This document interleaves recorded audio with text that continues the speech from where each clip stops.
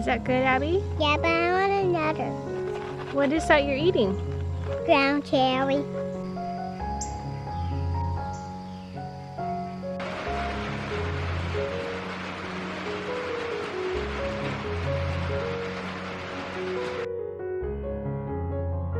Hello everyone, welcome back to the homestead and to our backyard garden where Esther Pye's dahlias are planted in and amongst a bunch of fruit trees and bushes and perennials of all sorts, which is not the ideal environment for dahlias at all, especially not here in Missouri where we have boatloads of rain. We actually in the last few days have had a couple huge wind and rainstorms that have really done a number on her dahlias, let me tell you.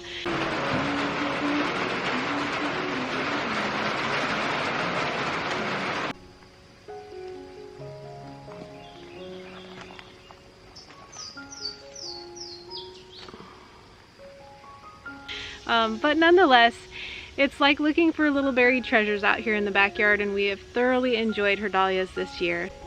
So I've got Esther Pye here with me for today's video, and we're going to do a first dahlia tour and then hopefully do a second dahlia tour later on in the season. So this is not a how to grow dahlias video at all.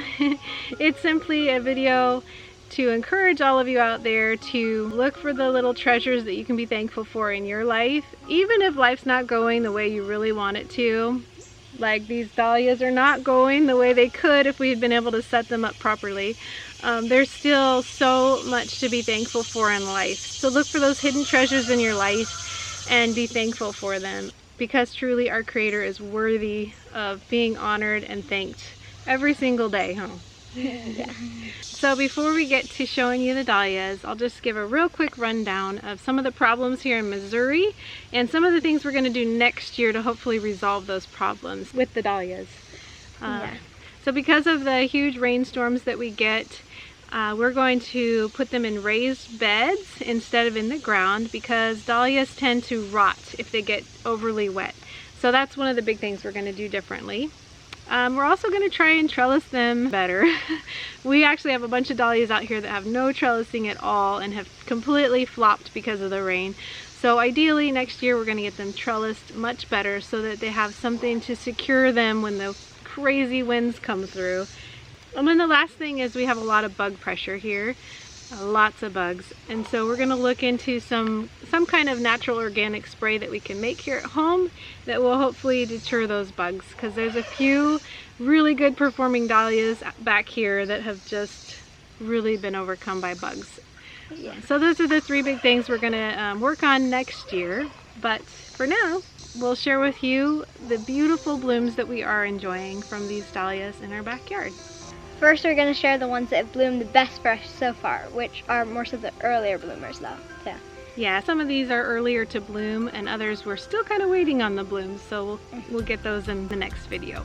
So the first one on our list is More Place, which was probably one of the ones that were the most prolific, and the ones that haven't been eaten by the bugs hardly at all either. Yeah, they're a little ball variety, and they work really well in vases, have a pretty sturdy stem. Yep, and a decent vase life compared to some of the other ones. Yeah. The next one that's bloomed really well for us is called Apple Blossom. It's one that I had waited to get for years. It kept being out of stock, and I finally was able to get it, so it's my personal favorite. I did put it in like a tomato cage, so it's standing up pretty well. It has flopped even in that a little bit, so I have to kind of prop it back up. But it's had a lot of beautiful blooms, and they do really well in the vase as well. Super good sturdy stems. It's just very cheerful. I love it. Next one is Labor On. It's one of the ones we actually got last year. We got 3 varieties last year. And from Costco. Yep, from Costco. They're really cheap, but surprisingly they've been doing really good actually. Except for one of them, which has been quite eaten by the bugs. Yeah. But Labor On has been really prolific and good in the vase and stuff. Yeah, and it's one that I think produces a lot of extra tubers from that one. So it's one that you can really multiply year by year and share with friends. The next one is Strawberries and Cream, which the bugs must think it smells like strawberries because they're absolutely demolishing it. It does bloom a lot, but we're going to have to figure out a way to keep the bugs off because they're eating it up. Yeah, it's such a beautiful one too. So it's kind of Yeah. sad when you see all these new little blooms about to open and then the next day they're just devoured by bugs. Yeah. Next one is Gabby's Wish, which is bloomed quite a lot as well. It's a very beautiful one too. But it's also been eaten by bugs quite a lot, and it also got broken by the rain. Yeah, we had it kind of attached to our fence line, and it got a little bit too tall for where it was holding, and so the whole thing just flopped over in half with our last rainstorm. So we're gonna have to fix that one up a little bit. Yeah. Because it'd be great to get a lot more blooms from it. Yeah. The next ones are the ones that have bloomed but not very much yet, but that could be just because they're more later bloomers. Yeah. So the first on the list is Zippity Doodah, which is actually just so tiny. The things are like really just like not even that much bigger than a quarter around. Yeah, I don't know if it's supposed to be that tiny, but the one that we planted, it's got the cutest little ball blooms. They're so fun. It hasn't actually been eaten by bugs like at all though, so that's been really cool. Yeah. It's been blooming a decent bit, but it also doesn't have that long of stems. That's another thing with it. Its stems are really short. Use short faces for them. Yeah, at least for us, that's what it's been, so. Yeah. Next is Melody Dora, which is another one that we got from Costco, one of the 3. Yeah, last year, and we saved the tubers. Yep. And then it does have decently big flowers, but it's mini, actually. It's a short plant. It's like a dwarf dahlia, so it's really short. Which is nice, because it doesn't necessarily have to be trellised. Unless you get a lot of rain like we do in Missouri, then pretty much it's good to trellis just about everything if you can. Yeah, but also that means it also has very short stems too, though. Yeah. And it's been quite eaten by bugs as well. Yeah. Not as much as some of the other ones, but... Yeah, and we found that the dahlias that are planted here in our backyard, which are right against our creekside wilderness, seem to be getting a lot more bug pressure than the ones that are further out into our garden. So hopefully that's another thing we can change next year. Yeah, our plan next year is to actually put all of the dahlias in raised beds, either in our front garden or a main crop garden, which is on the edge of pasture, instead of our creekside, and hopefully that'll make it a little better for bugs. We'll see. There's also a lot of chickens and birds in that area that eat a lot of the bugs. Next one is My Forever, which has only bloomed I think 3 times so far, but they've had really strong and good stems, quite thick and stuff, decently long stems too actually. It's probably had the longest stems of all of them so far. And it did get eaten by bugs, but not as much as some of the others. That one's kind of a standout. It's really beautiful. Next is Creation Honey, which is probably one of my favorites actually. It is so beautiful. And it's had really strong stems and everything like that. And actually it hasn't gotten hardly bug eaten at all either. So it seems like the ball ones haven't had as much bug damage as the other ones. Yeah, in general the ball varieties don't get attacked by the bugs as much. Yeah. And the Creation Honey stands up pretty well by itself, huh? Yeah, it's it not did flop by trellised the at rain all. just kind of partly, but then it's easy to just prop it back up a little. Yeah. Mm-hmm. Next is Sweet Suzanne, which I do have to say is totally different from what it shows on the picture online. Yes. It's like a bright yellow here, but on there it's supposed to be more of a white and pinky, greeny kind of color, multi, you know? Yeah. But here it's like just pure yellow, which has gotten eaten by the bugs quite a lot as well. And it's flopped too. Yeah, so although it's a beautiful one, it hasn't been quite as exciting in our garden as the picture online. Yeah, but still one that hopefully we can, if we get it in the right environment next year, it'll do better. Yes. Next is Chewy, which is also another one of my favorites. I know. It's so pretty. It's hard to choose one favorite. You'll hear us say like, this is my favorite, I think, but then another one will come up and be like, no, maybe this is my favorite. Yeah. Yeah. Well, I would say Creation Honey and Chewy, and then a couple other ones are probably my favorites. Yeah. But those 2 are definitely at the top for me. Chewy has an incredible mix of colors. It's so beautiful. Yes, and then it has a really good strong stem as well. And it did flop right in the beginning just because it was kind of taken over by a bunch of the other plants, so it kind of, they'll like move away from, they'll almost like move away from the other plants, you know. But then it went flopped and then stuck a bunch of stems straight up, so it's actually been quite fun, almost like a big old plant. But yeah. Next one is Black Diamond, which has only bloomed once so far. It was very gorgeous. It was so beautiful. Yes, and then it flopped as well, but it didn't also get that much bug damage to the one bloom. Yeah.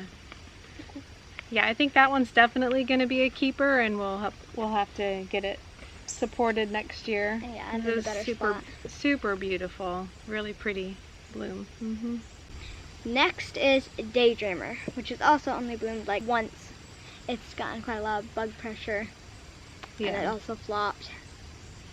And it's yellow. Not my favorite, but yeah, it's not exactly what it looked like online. So do you think you'll want to keep that one for next year? I think I might, just because it's looks really nice with my Forever and stuff. It looks very good with some other ones. Yeah, it combines well. But we're gonna have to see, because if it doesn't really do much better next time, next year or whatever, yeah, we'll see.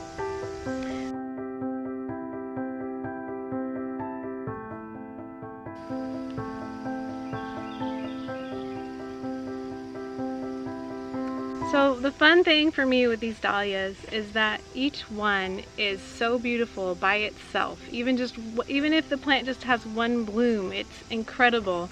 And they stand alone in a vase. You don't have to put anything with dahlias. You can put a single dahlia in a vase and it's beautiful. Yeah. But then they also combine well with other flowers and just make super beautiful bouquets. So they're just an incredible, fun flower to have in the garden. We're still quite new at them, obviously. We have a lot to learn, but we're really enjoying them. And this year, Esther's decided she's not going to try and sell bouquets. She's just going to enjoy them and give them away to friends. And then hopefully next year, with the proper setup, we'll get more prolific blooms and she'll be able to possibly sell some bouquets. Yeah, and also with the more tubers, because when we first saw them, it only had one single tuber, which means only one kind of single straight plant going up, you know, so it's not going to have that many blooms right first. Yeah.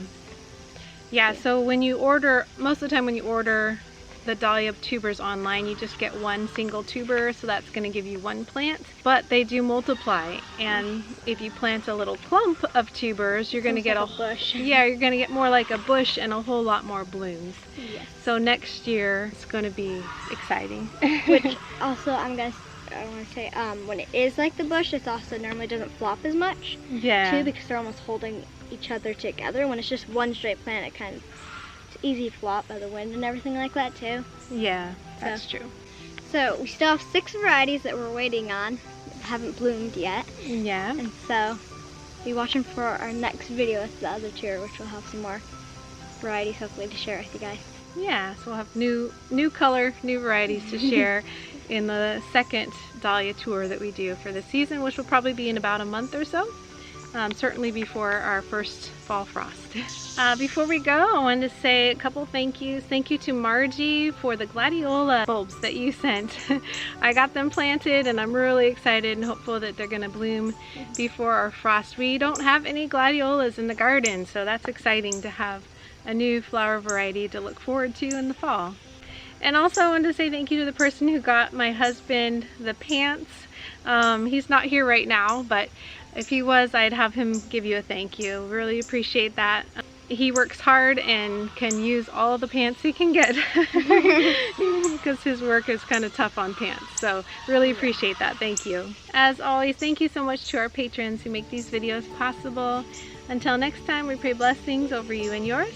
And whatever you do it with your whole heart. First melon. Yeah. I think it's called Chantenay, right? Or something like that. First melon of the season. It smells so good.